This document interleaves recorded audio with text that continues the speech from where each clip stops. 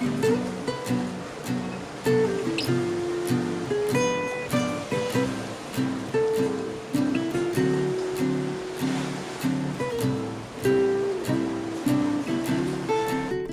hello. First of all, hi. Hi, hey! So, this video was filmed the week of Easter. So that's a few months ago. A few months. And I must say that my opinions are different now. They're very different now. So, I want to release this video though still because it is helpful for me and for you. We're all going to learn some things, but just know that the statements that I've made in this video, the opinions that I've stated, they've shifted. I feel different. I feel jaded. I feel bitter. And in this video, I'm very pure. I'm very optimistic, very hopeful, very glass half full. So that's going to develop as we keep going, but I wanted to release it still. So if you know, you know, and if you don't know, enjoy. All right, whatever, here we go. Ooh, this feels so weird. So, hello, hi, how you doing? So, we are here to discuss joining a cruise ship again as a performer. So, a little background for me so we can just set up the expectations here. I don't know. I'm a singer for Celebrity Cruises. I work on the Celebrity Millennium. I was here last year before the world ended, and now I'm back, and we are starting to sail again in the summer. So they brought my cast back to slowly reintroduce us, you know, including all the things, the PCR tests. We're in quarantine currently. This is why I'm in this cute little guest cabin. We will be rehearsing together, but then outside of rehearsals we'll probably not have much more contact. We are not leaving the ship as of now, so I'll go into more detail about that as we go in the video. That's what this is for.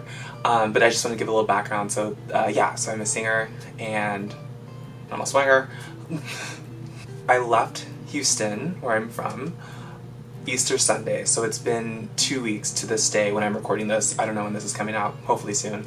But it's been 2 weeks since I've seen my family and friends. I'm fine. I'm totally adjusting really well. So we had to get a PCR test, which is the nasal swab. So we did that 3 days before, and then we flew to St. Martin, and then we quarantined in our hotel rooms there. So we were there a little bit longer because there was a complication, or 5 it seemed, with the PCR test result. So Sunday, Easter, we left, and Thursday we left the hotel. So that was 5 days. So Thursday, most of us boarded the ship, and the rest of them are still at the hotel quarantining. So now we're on the ship, and our quarantine period on the ship is supposed to end on Thursday of this week. So we, Easter Sunday, left home. Thursday of that week, got onto the ship. A Thursday, which was last Thursday, happened, so it's been a full week.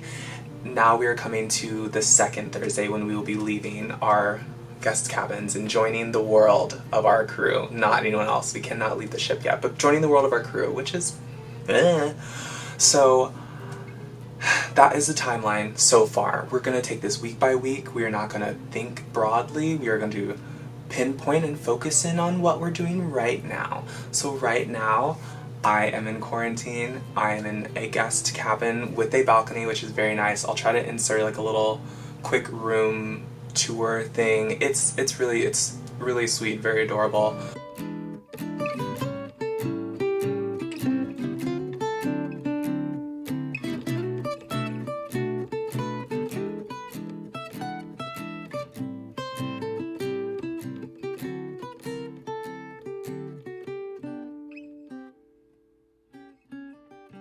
We do have a balcony, we have fresh air. I spend a lot of time out there. Natural light is great. We started with a case of water when we came into our cabin, so there was about 40 bottles of water to start with, and then they brought a second case to start our second week of quarantine, basically. so that's nice. They provided an electric kettle for us to make coffee. They provided coffee and tea, there's sugar, you can ask for milk, things like that. They're very, very accommodating, honestly, on the ship, which they need to be. Like, that's not like a good for you, but it's like, I'm thankful that they took the steps to be accommodating. They give us 3 meals every day, so there was a questionnaire that we filled out before we got on board that asks if you are a healthy eater, if you like to eat more burgers and pizzas normally, if you have any allergies, if you're lactose intolerant, if you're gluten-free, if you're vegetarian, if you're vegan, if you're all the options. So that is what our meals basically are tailored to. There's a little bit of, we have had, luckily, a little bit of time to adjust. The food and beverage people here, we're all best friends now, I feel like, or enemies, maybe they hate us, I don't know, but I've called them pretty much every morning for a week, but they've been so nice about adjusting. There's also access to a cruise shop survey, so the cruise shop is like the little convenience store that we have on board. They have like Oreos and cookies and chips and nuts and candy and cute little things, and they have like toiletries if you need any like mouthwash or those sort of things. So we have access to that once a week. I mean, if we could have it every day, I obviously would probably use it every day, but I'm thankful that it's not every day because I would use it every day. So I'm glad that we just have it once a week so I can control myself, basically, which has been funny to witness myself trying to control myself while I eat an entire sleeve of Oreos. So in addition to the cruise shop survey, there's also a beverage survey where you can order like wine and beer, and there's like gin and vodka, those other things, the heavy stuff. That's really been helpful as well in those late nights when I want to feel normal. I can just pour a glass of wine and kind of unwind for the night, which is nice. We had a call when we first got on board with the entire team, it felt like, of Celebrity Cruises, but it was our install team, so it included our 2 directors, and there's a director that's shadowing them as well, our music director, our vocal director, and the wardrobe team, those people are all on board with us, so we will see them at some point.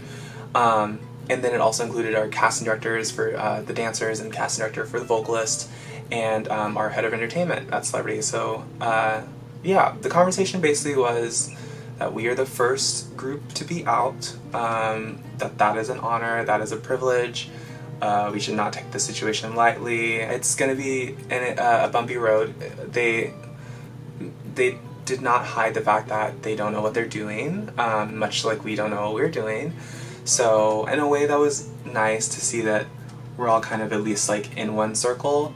I do hope that it gets better from here. It hasn't been awful, but I do hope that it gets better from here. And they also emphasize the fact that we need to kind of get ourselves back into the gig, back into shape, keep our fitness up. Nice. And taking this quarantine, this downtime to just, like get back into our bodies, basically, because it's been a year plus since any of us have really done anything of this magnitude of like, multiple shows in an evening for an audience. It's gonna be different. So they wanted us to get in shape. All that to say, I have been getting back into working out, which has been cool. Yeah, that's what I'm doing daily. Other than that, I have this camera, obviously. I have some makeup videos I'm going to continue to hopefully do in the future. If you care about that, you can find them. I brought a ukulele, so I'm learning how to play that. When I was packing, I knew that we would not be seeing much of the great destinations. We would not be spending our time eating at fancy restaurants on board and things like that, so I wanted to make sure that I had enough stuff to keep me sane, to keep me busy, to keep me creative, to keep my brain working. I downloaded a bunch of books onto my iPad to read. Yeah, so I just really wanted to put an emphasis on like my mental health and also like mental stimulation.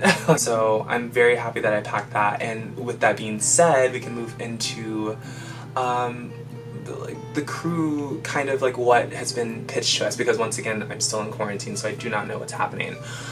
With this next week we will be leaving our cabins, hopefully, and going into rehearsals. And so, since we're going into rehearsals, we will be able to basically do whatever we want around the ship again, is what I'm assuming. Like, we'll have gym privileges again, and we'll have access to get our own food instead of having it delivered.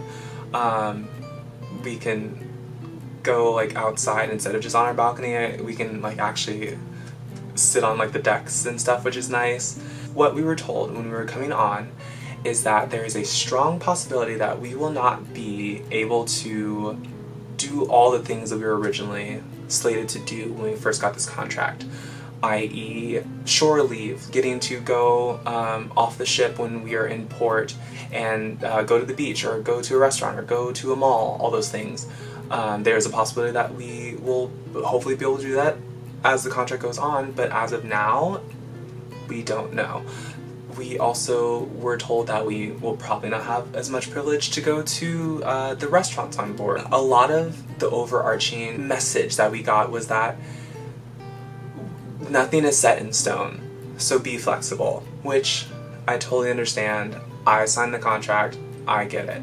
None of that is like as frustrating as I thought it would be. I thought it would be a lot more frustrating. It is still kind of like disheartening that I don't know what the next 7 months of my life is going to be like. But overall, there are worse things that could be happening. Like, I'm making money, I'm going to be performing again. I get to see some friends that I made last year that I haven't seen for a year. I get to make a few new friends. I'm close to the ocean like 24/7, which for me is like really cool and it's always like been like something that I've wanted to do. I will come out of this contract stronger in multiple ways, like physically stronger because I will have no choice but to work out and stay in shape. Financially stronger. I will be probably mentally stronger because I'm sure there are going to be things that are going to test us all, as they already have in this short 2-week stint that we've been here.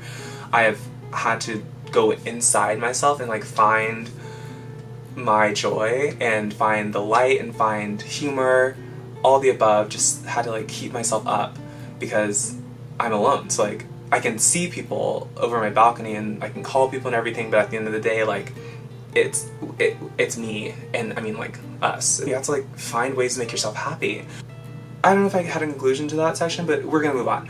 What I want to do with this series, I want this to be kind of like a guide slash a journey. Like we're gonna take this journey. If you're watching this and you're and you have your offer pending for joining a ship, you know, soon, I hope you're watching this and I hope that this is helping you prepare yourself. I hope that if you're not on a ship, but if you always been like curious about like what it's like, hopefully we will be able to show you some cool things about that. And yeah, anyone else that's watching, like, I want to do a little like question answer section. So I asked on my Instagram a few days ago what questions people would possibly have with joining the ship. So, morning routines. This is from Amanda, my friend. So Amanda asked about morning routines and what I do in the morning, and so I would love to do that. So I set an alarm for 6 a.m. every day. I'm a morning person, whatever. Pour a cup of coffee, I have a bottle of water, and I take my vitamins, and then I go onto my balcony. And so going onto my balcony is like a field trip because I have so much stuff in my hands, but I take the bottle of water and the cup of coffee. I have my iPad, which has my books. I have a bigger notebook, which is it's this notebook here that I write a to-do list in daily, and then I have a smaller journal that I just do. I hate to call them morning pages, but I just like a daily journal. When I'm out there, I will usually start with and I take a daily devotional that my dad gave me before I left. So I usually start with the daily devotional. Next, after I do that, I will write my to-do list for the day. So I'll write like workout and stretch, finish your trainings for Celebrity, film an audition video today, things that like step by step, truly going through like I need to knock these things out today or sometime soon, because a lot of the times like at least one or two of the items from that day will translate to the next day. Anyway, I do the to-do list, and then I will go to my journal, and I will journal until I get to 3 pages. So like front, back side of that page, and then another page. That's my usual quota for journaling because I talk a lot. So I just like to journal, and I listen to like a jazz playlist that I have on Apple Music when I do that. And once I'm finished with that, then I will open my Kindle and I will read. I'm reading Jennifer Lewis's book, and yeah, so I read a chapter, and by that time, usually like the breakfast or our temperature checks are here in the morning, so I'll usually stop when that happens. Linda's other question was, what's a lesson you've learned this last year that you're taking with you into the new season? The lesson that I've learned from talking to my therapist, from talking to my parents, talking to my brother, and talking to some of my friends who suffer from some similar things, is that we all have these emotions, we all have these feelings, and the way that you deal with them can really say so much about you. That's not me saying like you're weak if you can't get over them on your own. It's me saying that I learned last year that I am so much stronger than I ever thought that I was. And that I have so much light and joy like bursting from inside me that even when I'm in those dark periods and times, I'm still able to like reach out and pour love to people. So that love that I'm throwing out to people, I just have to remember to make sure that I'm still catching it, which is the problem, that I just take things in and I don't deal with them, or I don't talk to the appropriate people that I should talk to about them to get them out, or to vent or whatever. I just need to find healthy ways to cycle in love and cycle out darkness. So all that to say, the lesson I've learned is that I have strength, I have joy, and I am resilient, and I hope that I can continue to spread light and I can continue to spread joy, and that I can hopefully help other people who are dealing with similar things know that this is not it, this is not the end. We have to keep going.